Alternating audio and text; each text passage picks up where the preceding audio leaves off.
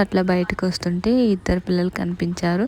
అందులో white T shirt ఉంది కదా, తనైతే ఇంకా కాలు మీద పడిపోయి కొనేసి ఇవ్వు అని అంటే, సర్లే తినడానికే కదా అడుగుతున్నారు, మాకు కూడా చిన్నపిల్లలతో మాట్లాడి చాలా డేస్ అయ్యిందని వీళ్ళకి ఇంకా ఫ్రూట్ జ్యూస్ తీసుకొచ్చానమాట.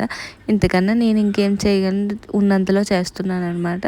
వాళ్ళకి హాయ్ చెప్పమని చెప్తున్నాను. వాళ్ళు క్యూట్గా హాయ్ చెప్తున్నారు. చాలా డేస్ అయ్యింది చిన్నపిల్లలతో మాట్లాడి.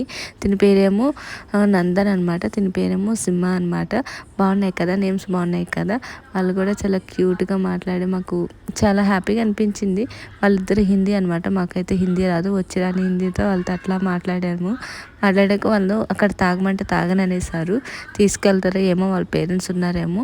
సర్లేండి, ఇలాంటి ఆనందాలు కొంచెం కొంచెం మనం కూడా హ్యాపీనెస్ ఇస్తే బాగుంటుంది అనిపించింది అనమాట. సో ఈసారి నేను తినకుండా వాళ్ళకి ఇచ్చాను అనమాట.